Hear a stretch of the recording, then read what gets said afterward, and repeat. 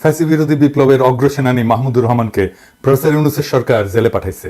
এই মাহমুদুর রহমান সেই বিরল ব্যক্তিত্ব যিনি হাসিনার শাসনের শুরুতেই ফ্যাসিবাদের উত্থানকে সঠিকভাবে চিহ্নিত করতে পারছিলেন, যিনি একাই প্রতিবাদের মশাল জ্বালায় রাখছিলেন। কেন তাকে নেওয়া হলো জেলে?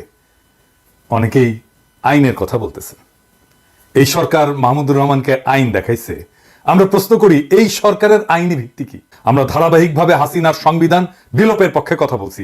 অন্তর্বর্তীকালীন সরকার হাসিনার সংবিধান বজায় রাখার সিদ্ধান্ত নিছে, যা এখনো দেশের সর্বোচ্চ আইন। এখন এই সংবিধানে এই ধরনের অন্তর্বর্তী সরকার গঠনের কোনো বিধান আছে কি? নাই। সুতরাং কঠোর আইনি অর্থে ইউনূসের সরকার সংবিধানের অধীনে অবৈধ। এর চেয়েও খারাপ, এই সরকার এমন একটা সরকারকে অপসারণ করে বসানো হয়েছে যা এই সংবিধান অনুসারে গঠিত হয়েছিল। অতএব এই অন্তর্বর্তীকালীন সরকার শুধু অবৈধ না, বরং এই সরকার গঠনে জড়িত প্রত্যেক ব্যক্তি এবং যারা এই সরকারের অংশ হয়েছে তারা সবাই দেশদ্রোহিতার অপরাধ করছে। ঠিক কিনা? আইনে তো তাই বলে। আইনি যদি দেখান তাহলে এইটাও আইন। আপনি আপনার ক্ষেত্রে দেশের সর্বোচ্চ আইন প্রয়োগ করেন নাই, মাহমুদুর রহমানের ক্ষেত্রে কেন আইন প্রয়োগ করতেছেন? এইটার যুক্তি কি? আপনি হয়তো বলবেন যে সরকার সফল বিপ্লবের পর জনমানুষের ইচ্ছার ভিত্তিতে বসানো হয়েছে। ঠিক কি? তাইলে মাহমুদুর রহমানকে যে কারাগারে পাঠাইছেন এটা কি জনমানুষের ইচ্ছা অনুযায়ী? এই মাহমুদুর রহমান হইতেছেন বিপ্লবের প্রকৃত নায়ক। শহীদদের ছাড়া মাহমুদুর রহমান যে ধরনের ত্যাগ স্বীকার করছেন তা আর কেউ করে নাই, আপনারাও করেন নাই। উনি জেলে পড়ছেন বছরের পর বছর।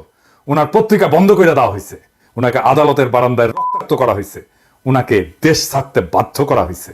উনি দেশে ফিরছিলেন কেন? দেশে ফিরছিলেন মৃত্যু পথযাত্রী উনার মাকে দেখার জন্য, আর কোনো কারণ ছিল না। তাইলে আপনার ক্ষেত্রে জনমানুষের ইচ্ছা প্রযোজ্য, মাহমুদুর রহমানের ক্ষেত্রে ইচ্ছা প্রযোজ্য হবে না কেন? এই মামলার কোনো ভিত্তি আছে? মাহমুদুর রহমান এবং শফিক রেহমানকে রাজনৈতিক উদ্দেশ্যে ফ্যাসিবাদী সরকার মিথ্যা মামলায় জড়াইছিল, আর প্রফেসর ইউনূসের সরকার হাসিনা সরকারের দায়ের করা মিথ্যা মামলা খারিজ করার প্রতিশ্রুতি দিছিল। দেয় নাই? দিছিল। এই মামলা কেন খারিজ হইল না? মাহমুদুর রহমানের মামলা তো সেই প্রথম দিককার মামলাগুলোর মধ্যে থাকার কথা ছিল যেগুলো বাতিল করা হবে। এটা করা হইল না কেন? এরা ছাড়াও মাহমুদুর রহমান শফিক রেহমানকে শেখ হাসিনার এই কুপুত্র, ওই যে কুত্তে নিয়ে বসে থাকে ও জয়, এর হত্যার ষড়যন্ত্রের অভিযোগে যে মামলায় অভিযুক্ত করা হয়েছে, যেই মামলায় বাংলাদেশের আদালতের কোনো এখতিয়ারই নাই, এই মামলা করার কোনো এখতিয়ার নাই, এই মামলাটাই অবৈধ। জয় যুক্তরাষ্ট্রে বাস করে, শুধুমাত্র মার্কিন আদালতের এখতিয়ার আছে এই ধরনের অভিযোগের উপরে। এবং আশ্চর্যজনকভাবে যুক্তরাষ্ট্রে কোনো মামলা দায়ের করা হয়নি। হাসিনার ফ্যাসিস্ট শাসনের উৎখাতের পরেও এই মামলা কেন বজায় রাখা হইল? এই রায় কেন বজায় রাখা হইল? এই রায় তো অবৈধ, মামলাই অবৈধ।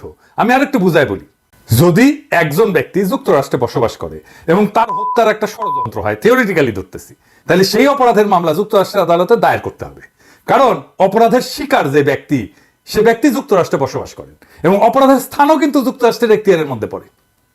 তবে ষড়যন্ত্রকারী যদি বাংলাদেশে অবস্থান করে এবং অপরাধের পরিকল্পনা সেখান থেকে পরিচালনা করা হয়, তাইলে বাংলাদেশে সেই মামলার তদন্ত হইতে পারে, মামলা হইতে পারে না। কিন্তু মূল মামলাটা যুক্তরাষ্ট্রের আদালতে দায়ের করতে হবে, কারণ অপরাধের শিকার এবং ষড়যন্ত্রের লক্ষ্য যুক্তরাষ্ট্রের নাগরিক বা বাসিন্দা। যদি এমন একটা মামলা যেখানে ষড়যন্ত্রের শিকার ব্যক্তি যুক্তরাষ্ট্রে বাস করেন এবং ঘটনাটা যুক্তরাষ্ট্রের বিচার ব্যবস্থার আওতাধীন, তাহলে মামলাটা যদি বাংলাদেশে দায়ের করা হয়, তবে এইটা আইনের বেশ কয়েকটা দিক থেকে ব্যত্যয় বা বিচ্যুতি হবে। প্রধান ব্যত্যয়গুলো কি?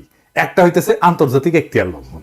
আন্তর্জাতিক আইনে সাধারণত যে দেশে অপরাধ সংঘটিত হয়েছে সেই দেশের আদালতেই মামলার শুনানি এবং বিচার করতে পারে। যেহেতু ষড়যন্ত্রের শিকার ব্যক্তি যুক্তরাষ্ট্রে বাস করেন এবং অপরাধের প্রভাব সেই দেশের মধ্যে পড়ে, তাই মামলাটা যুক্তরাষ্ট্রের এখতিয়ারের মধ্যে পড়ে। বাংলাদেশে এই ধরনের মামলা দায়ের করা হইলে সেটা আন্তর্জাতিক আইনের মূল নীতির লঙ্ঘন। সোজা সাপটা কথা, আপনি আইনের যে কাউকে জিজ্ঞেস করতে পারেন। 2 নাম্বার, বিচার প্রক্রিয়ার বৈধতা। বাংলাদেশে দায়ের করা মামলায় আদালত কার্যকরভাবে অপরাধের তদন্ত এবং বিচার করতে সক্ষম হবে না তো, কারণ অপরাধের স্থান, অপরাধের শিকার ব্যক্তি এবং প্রমাণসমূহ যুক্তরাষ্ট্রে অবস্থিত, তাই তো?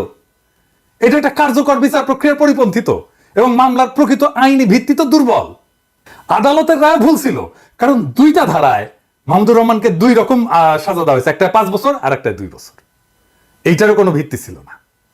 এইটা একটা সুষ্ঠু বিচারের ক্ষেত্রে বৈধ প্রশ্ন তোলে। যদি সরকার মামলাটা চালিয়ে যেতে চাইতো, তাইলে সরকার কি করতে পারতো?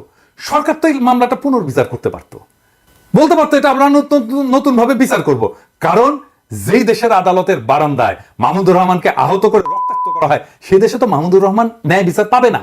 পানো নাই। উনাকেই বলা হয়েছিল ট্রুথ ইজ নো ডিফেন্স, বলে নাই? বলছিল তো।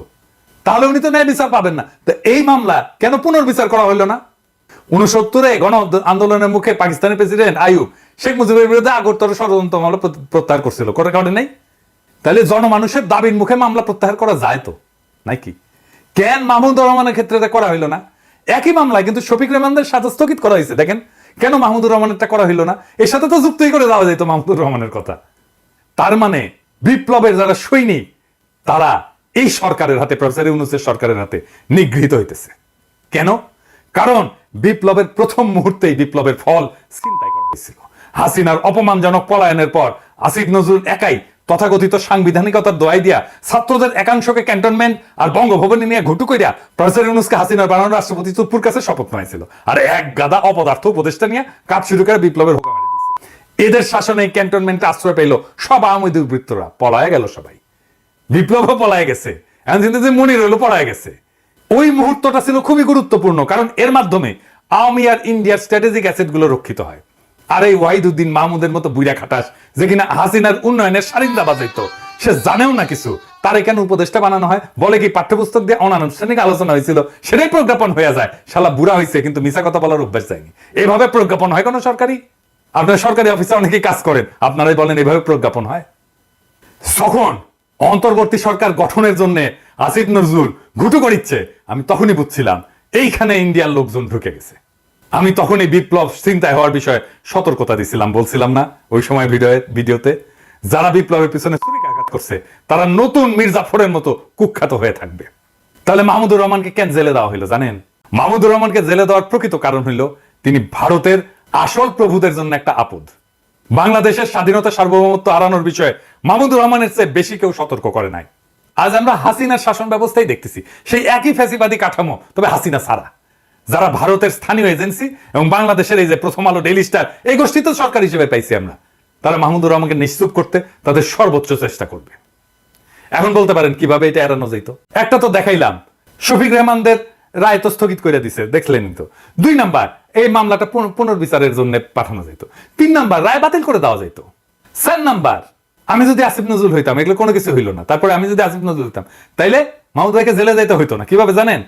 মাহমুদ ভাই যে সময় বললেন যে উনি আদালতে আত্মসমর্পণ করতে যাবেন, সেই দিনই আমি ওনার মায়েরা দেখতে যাইতাম, আর মাহমুদুর রহমানের, আর বলতাম, মাহমুদ ভাই আমরা এই মামলার রায় বাতিলের জন্য উদ্যোগ নিতেছি, আপনি তো বুঝেন টাইম লাগবে, কয়দিন সময় দেন আমাদের, খালাম্মাকে সময় দেন আপনি, আমি নিজে এসে আপনার হাতে রায় বাতিলের কাগজ কিন্তু ধরাই দিয়ে যাব। আপনি আদালতে গেলে জেলে পাঠাই দেবে, এটা আমরা এটাতে বিব্রত হব। আমি মেহরবানি করে আমাদেরকে বিব্রত করেন না মাহমুদ ভাই, আপনি মেহরবানি করে কয়টা দিন টাইম দেন, আমরা রিকোয়েস্ট করতেছি। উনি যদি আমার রিকোয়েস্ট না শুনতেন, আমি প্রফেসর ইউনূসের দিয়ে ফোন করাইতাম উনারে, হয়তো না। আপনি বলেন কাজ হইতো না? মাহমুদ ভাই যাইতো আজকে আদালতে? আপনারা সবাই জানেন মাহমুদ ভাইয়ের কিন্তু ঘাটতেরা, উনি যেটা মনে করবেন সেটা উনি করবেনই, করে ছাড়বেন, এবং উনি ঘাটতেরার জন্য আমরা ওনাকে পছন্দ করি, ঠিক কিনা বলেন? কিন্তু তারপরেও এই অ্যাপ্রোচটা নিয়ে গেলে উনি শুনতেন, কিন্তু ওনারা করবেন না তো। মাহমুদুর রহমান কে এখন? মাহমুদুর রহমান তো এখন কেউ না।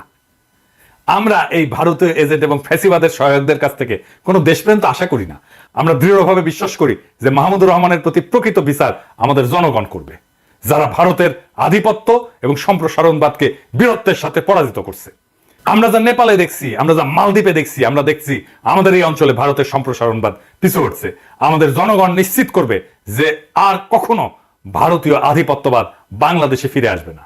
মাহমুদ ভাই, ভয়ের কিছু নাই, ভবিষ্যতের বাংলাদেশ আপনাকে 2 হাত তুলে এবং উষ্ণ হৃদয়ে স্বাগত জানাবে। আমরা সেই দিনের অপেক্ষায় থাকলাম। ইনকিলাব জিন্দাবাদ।